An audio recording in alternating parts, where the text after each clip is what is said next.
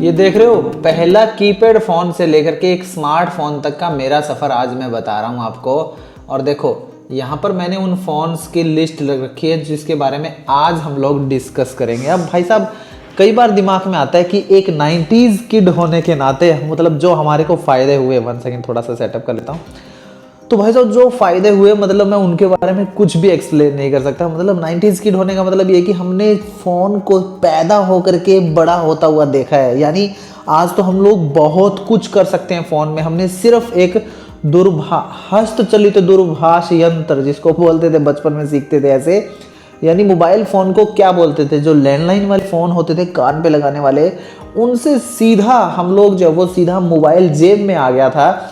तब वाले किड्स हैं और हमारी बचपन की फ़ोटोज़ भी अवेलेबल नहीं है, इंटरनेट पे भी नहीं और इवन हमारे घर वालों के पास भी नहीं है। तो कुछ फ़ोटोज़ होगी, एक दो उनसे क्या होता है।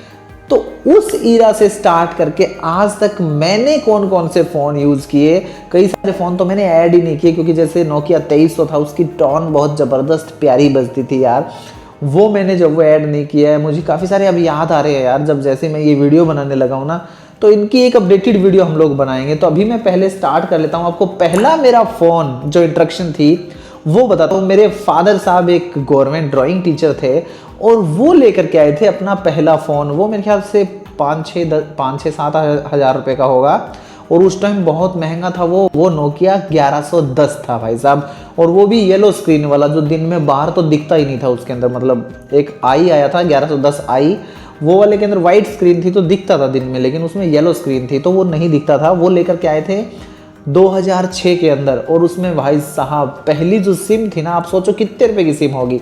आज तो आप लोग फ्री में ले लेते हो सिम कार्ड, नहीं भैया 1050 रुपये की सिम, 1000 रुपये की सिम BSNL की लाइफ टाइम इनकमिंग के लिए थी वो। मतलब आपको लाइफ टाइम इनकमिंग मिलेगी, वरना पहले इनकमिंग का भी रिचार्ज करवाना पड़ता था। एस्कोटेल, जो आज आइडिया के नाम से जानते हैं हम लोग सिम, वो आती थी एस्कोटेल के अंदर। और वो एंटीना वाला भी फ़ोन मैंने काफ़ी टाइम यूज़ किया, मुझे उनके मॉडल्स वगैरह याद नहीं है तो मैंने ऐड नहीं किया, उनको छोड़ दिया है।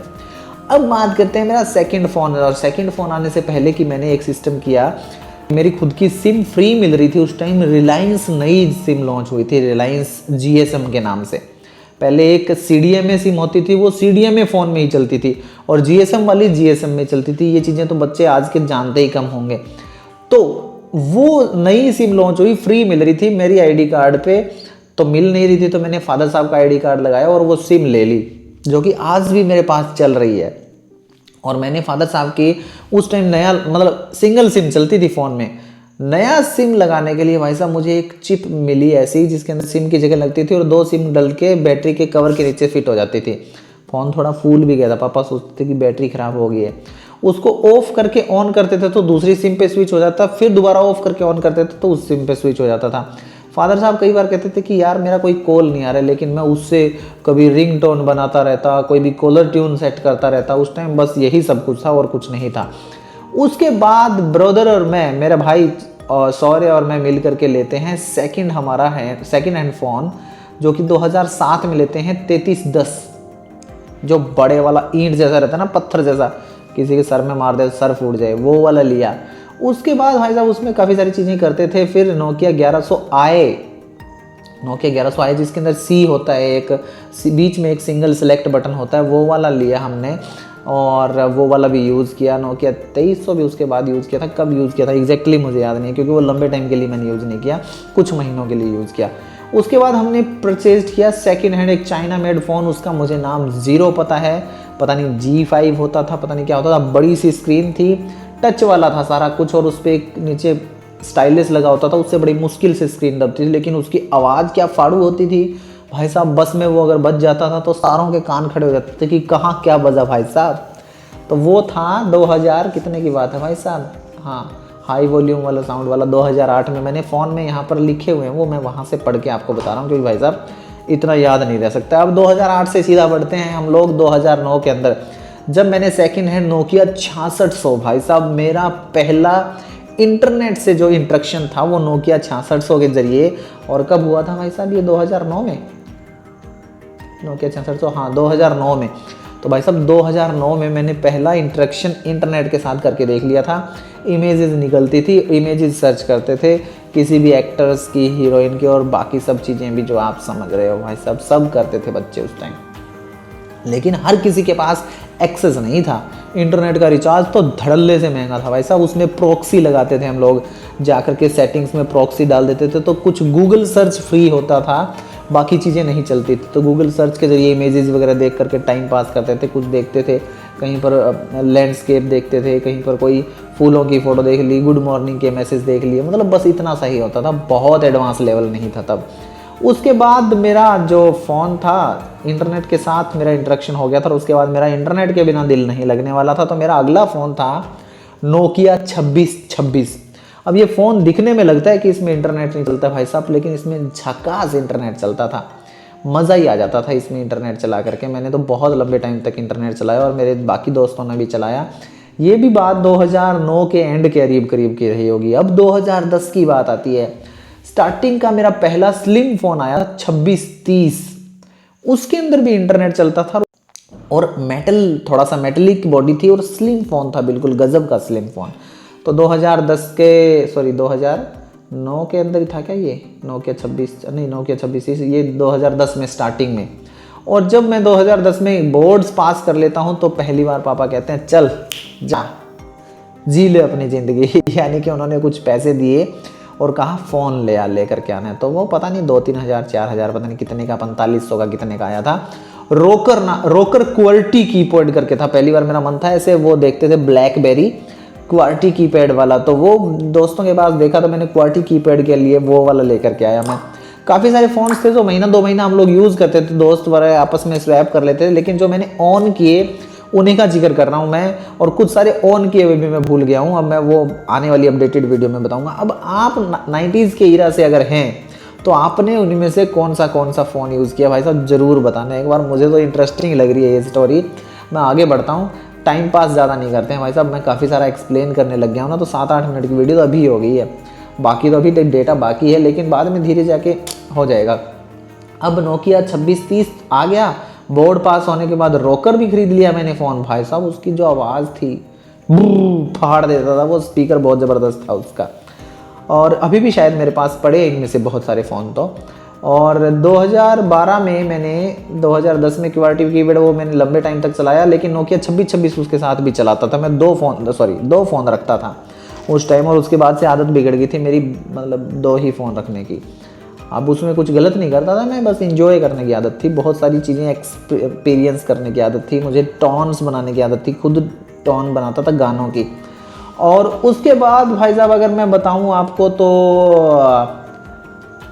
हाँ, पास होने के बाद में मैंने ले लिया था 2626 साथ में रखता था। उसके बाद 2012 में मैंने सैमसंग चैम्प डुओज आया था, डुओज यानी डबल सिम वाला, एक सैमसंग चैम्प डुओज करके आया था। उसके अंदर बटन थे सिर्फ 2 नीचे वाले काटने और कॉल अटेंड करने वाले, बाकी वो उसके अंदर नंबर वगैरह टाइप सब स्क्रीन में ही टाइप होता था। और पहली बार देख के बड़ा अजीब-ओ-गरीब लगा था कि यार ऐसा भी हो सकता है क्या।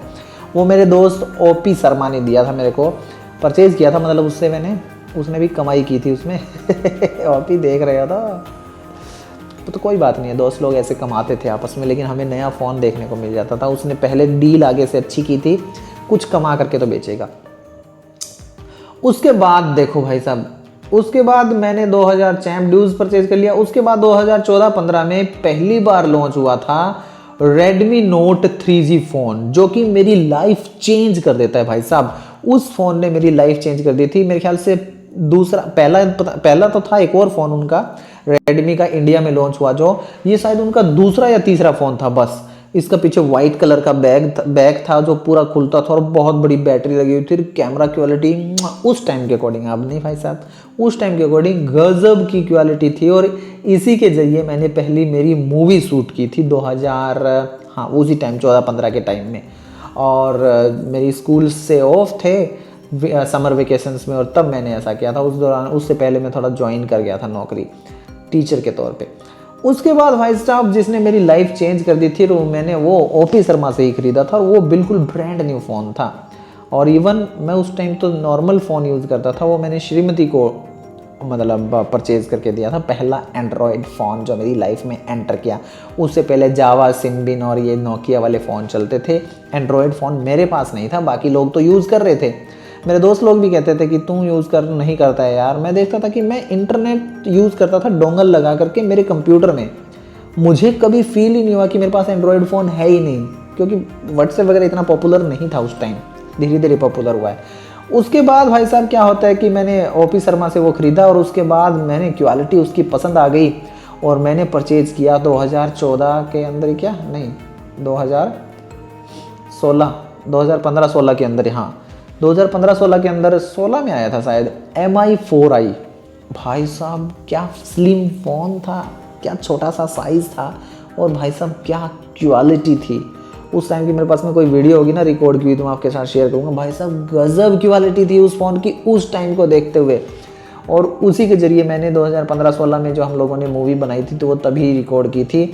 उसके बाद तो देखो एक लाइन ही लग गई है फ़ोन की, मुझे कोई वो नहीं महसूस हुआ। 2017 में रेडमी नोट 3 प्रो लेके आया। उसके बाद रेडमी नोट 5 प्रो लेके आया 2018 में। उसके बाद 2019 में मैंने रेडमी नोट 8 प्रो ख़रीद लिया। मेरा रेडमी से चुमेश्वरी प्यार हो गया था और मैं इवन बहुत बार ट्राई कर चुका चेंज करने का। मैंने रियलमी फ़ोन भी ख़रीदा जो श्रीमती को दिया मैंने। फैमिली में और बहुत सारे फ़ोन खरीदे गए जो मैंने ही खरीदे और उनको दिए, लेकिन ये मेरे खुद के ओन किए हुए फ़ोन्स हैं। और इवन आप सोचोगे कि आप हर साल एक फ़ोन खरीदते थे तो मेरा एक फ़ोन डेड हो जाता था जो पुराना होता था, तो मैं अप्रोक्स 2 या 3 फ़ोन एक साथ रखने लग गया था तब तक।